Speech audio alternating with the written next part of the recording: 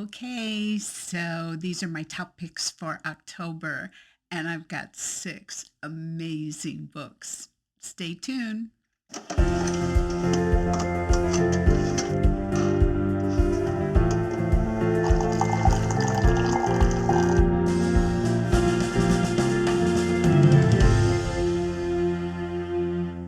Keep reading.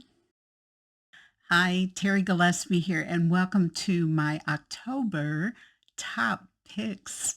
And my little brain is starting to work a little bit better since surgery. So I was able to actually read 6 books, and you're going to love them. So let's start with the first book, which is our lead book. And the lead book just means that I will be interviewing this author, and it is Sarah Monzon, and this is Hearts in Circulation, which is actually her second book in the Checking Out Love series. And I gotta say, I love the books about books trope, and this couldn't get any more tropey and booky than the bookmobile. So, want to find out a little bit more about that? Okay, let's do it. So this is published by Bethany House. Now, it actually won't release until November 18th, so pre-order.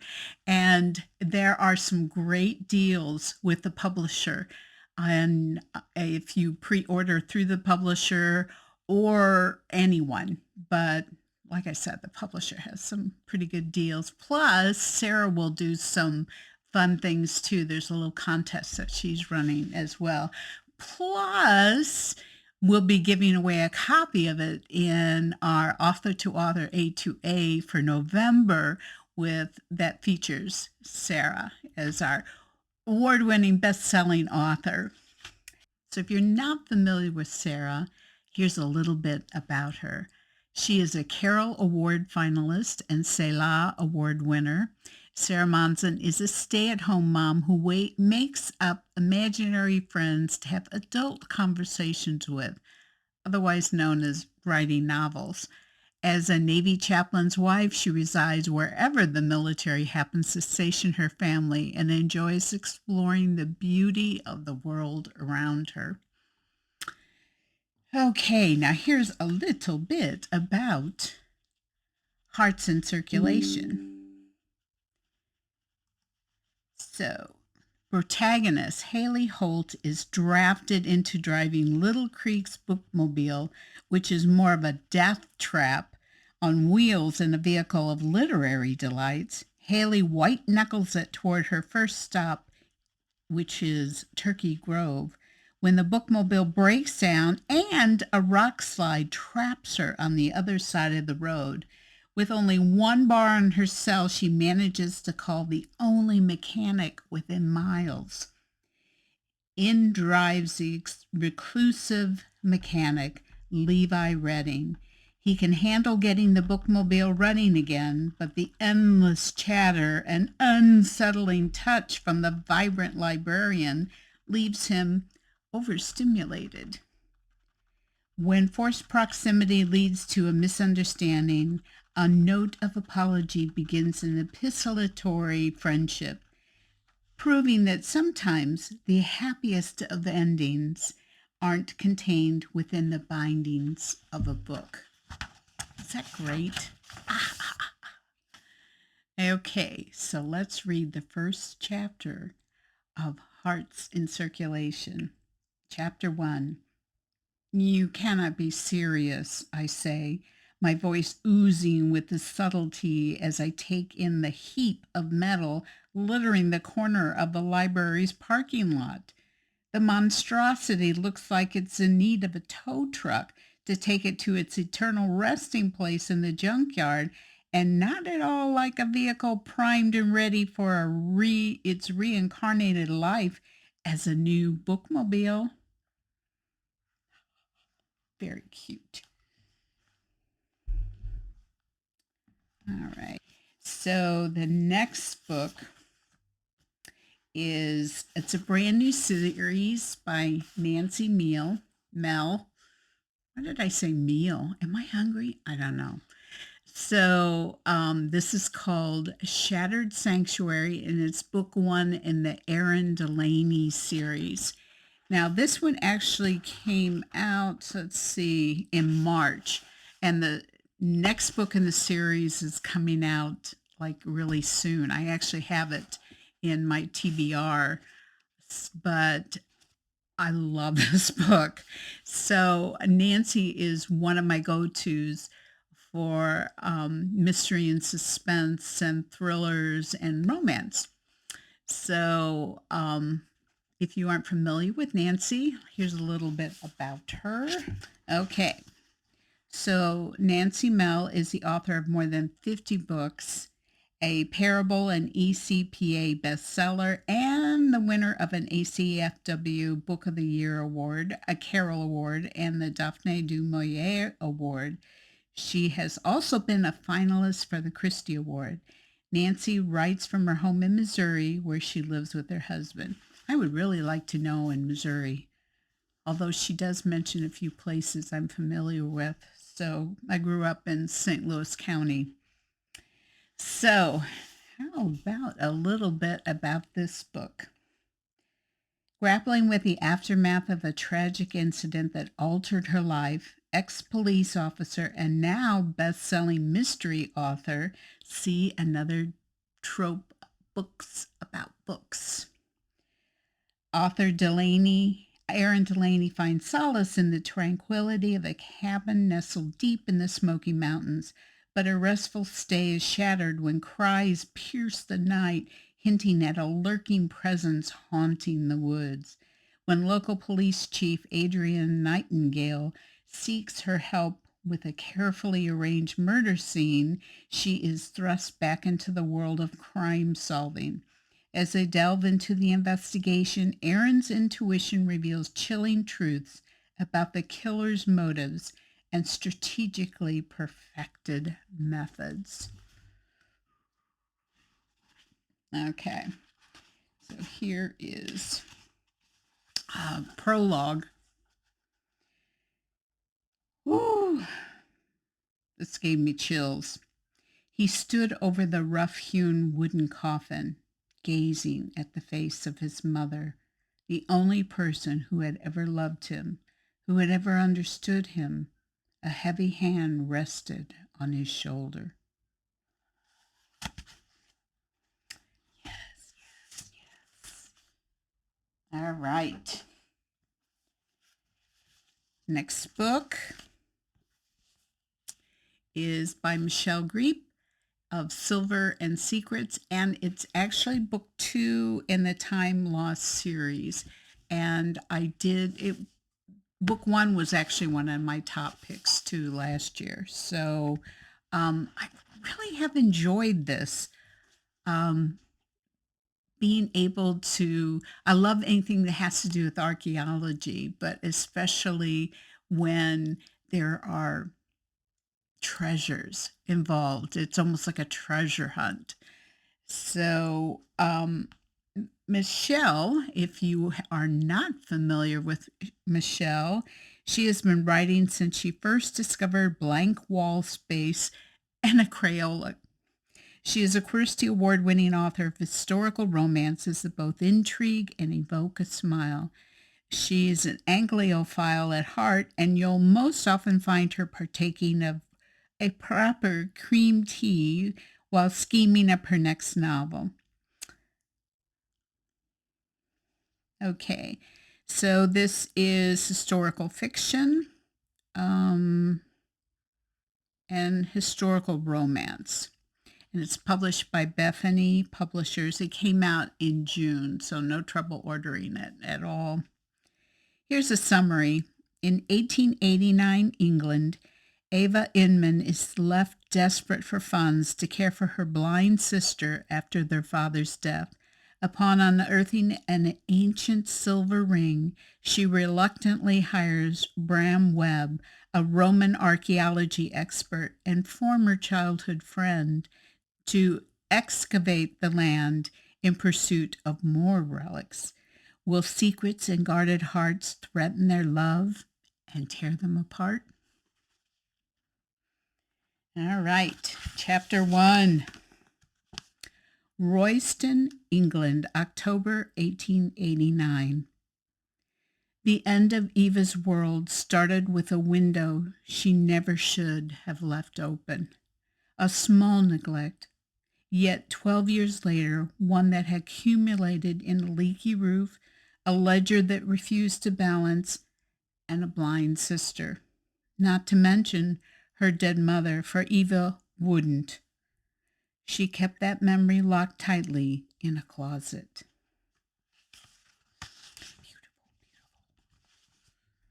All right, next book. Oh, yes. So this is Elizabeth Musser. Does this go over here? Yeah, Elizabeth Musser, From the Valley We Rise. And this is a historical novel. I wouldn't really call it a romance. There's a little bit of romance in there, but it really is a World War II, a little bit of World War I, mostly World War II novel about some heroes in France, and reluctant heroes and heroes that, oh, well, I won't spoil it. If you're not familiar with Elizabeth, here's a little bit about her. Elizabeth writes entertainment with a soul. From her writing chalet, a tool shed outside Lyon, France. I don't care if it's a tool shed. I would love it. I would love a writing place in Lyon, France. A Carol Award winner and Christie Award and Georgia Author of the Year finalist, Elizabeth's critically acclaimed novels have been translated into multiple languages and have been international bestsellers. The Swan House was named one of Georgia's top 10 novels of the past 100 years. By Way of the Moonlight was a publisher's weekly top 10 picks in religion and spirituality.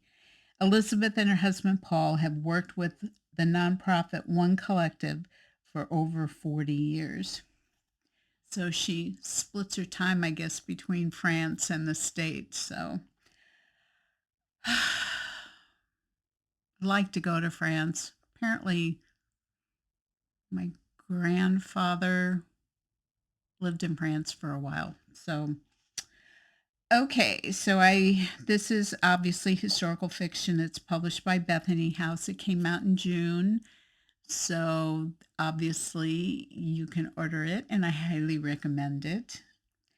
Here's a summary. In World War II France, Isabelle Sauvé is dedicated. See, it's so different when you read it. You just think you know exactly what it sounds like until you try to twist your tongue into saying it.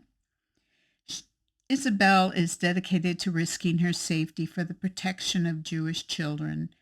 As an army chaplain, a teen rebel and a Jewish orphan join her ranks and face increasing danger during the Allied invasion of Provence.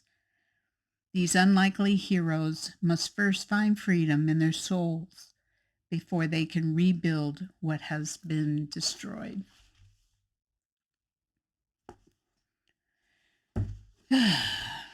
Okay. Chapter 1. And this is in Isabelle's point of view. Sisteron, France. So pardon me because I don't speak French. So July 21st, 1944. Isabelle shivered despite the almost debilitating heat of the late July night in the Basses Alpes of Sisteron. She pulled her lightweight shawl over her shoulder and entered Café de la Tante. A glance at her watch. It was time. One naked light bulb hung above the bar area, and Jacques offered her a weak smile. He raised his thick black eyebrow, the left one, and gave an almost imperceivable nod. Yeah, this is really tough. You know, when you think about what went on in the Middle East, what went on with all those Jewish children that were butchered October 7th, um, knowing that people were willing to risk their lives for Jewish children and for Jewish families is a real inspiration. Okay, next book, Sarah Loudin Thomas. She is a sweetie pie. I really love her. I read my first book by her last year, and of course it was in my top picks. So this is the Blue Mountains. She loves writing about that area in North Carolina.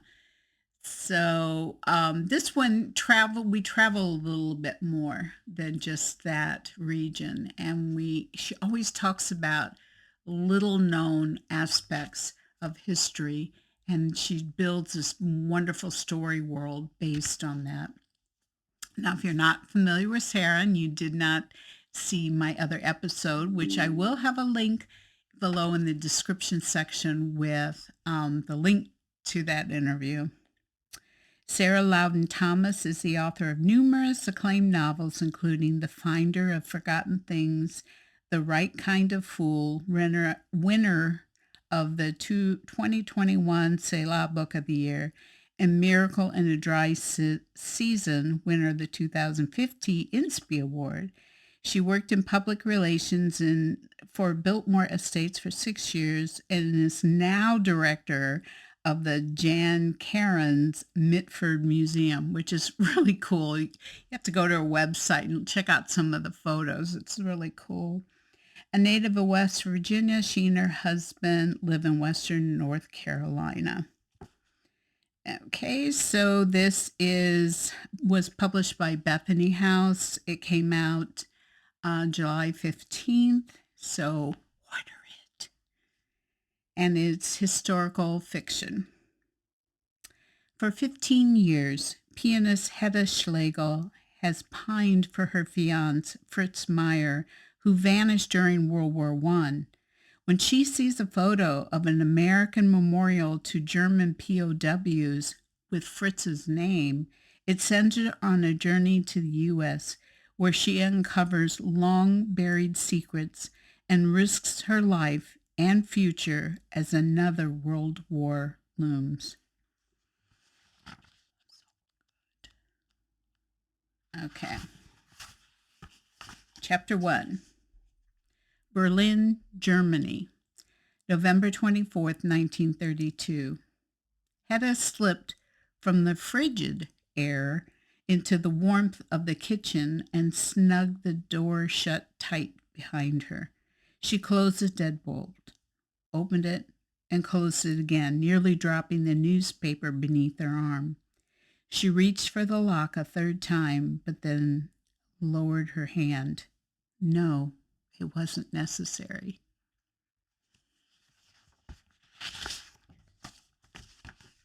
Okay, last book. Okay, so inevitably, I'll always have a Jaime Jo Wright book. And this is The Bells of Traeger Hall. The bell tolls at Traeger Hall. And I've interviewed Jaime, so I'll put a link to that interview. But she's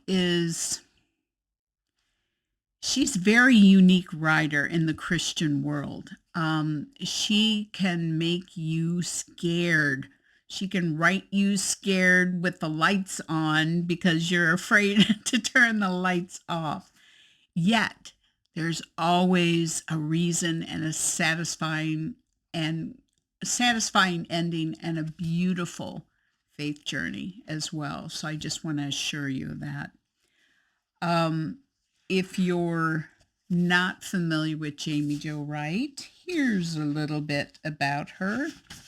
Jamie Jo Wright is a 3-time Christie Award finalist and authored 13 novels, including Christie Award winner and ECPA bestseller, The Vanishing at Castle Moreau. Ah, so good.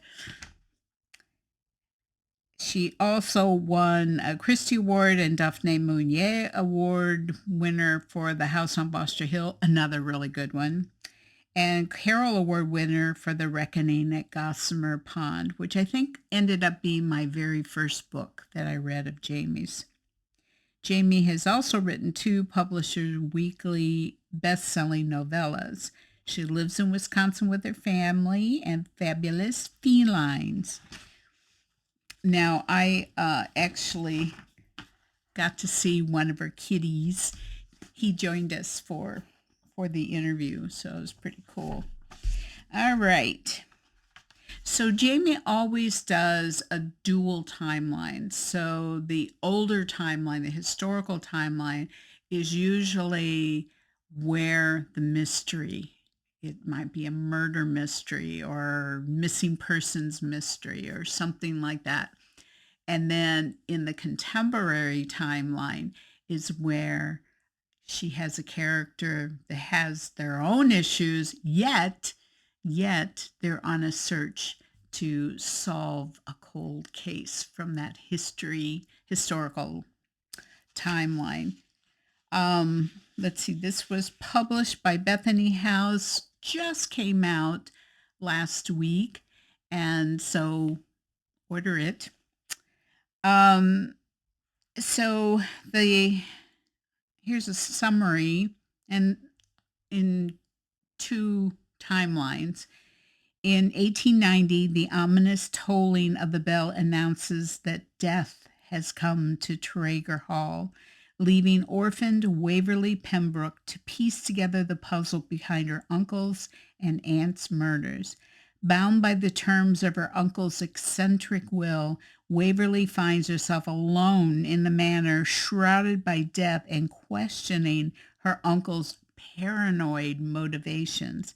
A madness hovers over TRAEGER Hall, and Waverly, as well as the people of nearby Newton Creek, are ill prepared for the woe that has descended on the property.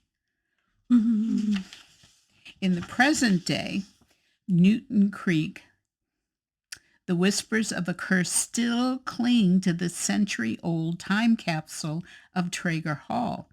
When Jenny Phillips takes possession of the estate after the death of her parents, she is intent on solving the century-old mystery of TRAEGER murders.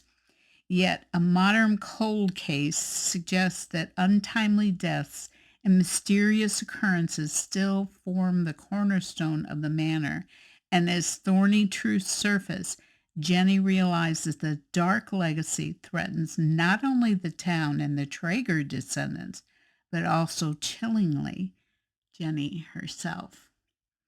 Yeah, so it's really creepy because the guy who built TRAEGER Hall when he died, his will was somebody had to stay there for 7 days to see if maybe he might come back to life. And then after that, you had to seal up the whole mansion so no one could get in for at least 100 years. It was crazy, just crazy. All right, so let's go to, okay. So Pembroke Waverly, or Waverly Pembroke, this is an excerpt of an interview shortly before her death in 1950. And these are memories 2 weeks prior to the murders of her aunt and uncle. Darkness encased TRAEGER Hall like a shroud. The darkness never lifted either. It hadn't lifted since I arrived a year ago at the impressionable age of 18. It wasn't altogether awful place, of course. In fact, it was a mansion in comparison to the surrounding farmhouses and cottages in its vicinity. But even if the sun was shining, somehow TRAEGER Hall remained in the shadows, perched on the top of the hill overlooking the small town of Newton Creek. And it was that shadowy, secretive lordship that gave my spirit pause. So not only is it scary, but it's just beautifully written. Just beautifully written. So that's it for this month. I hope you are interested in 1, 2, or 3, maybe all 6 of these books. I can highly recommend them. So down below in the description section are the links to where you can purchase these books and a little bit about the author. So I am already beginning to read my November selections, top picks, and I'm really excited. There's some really great ones there as well. So if you're looking for something to read during your winter vacations, I've got some good ones for you. So in the meantime, thanks for watching. God bless and keep reading.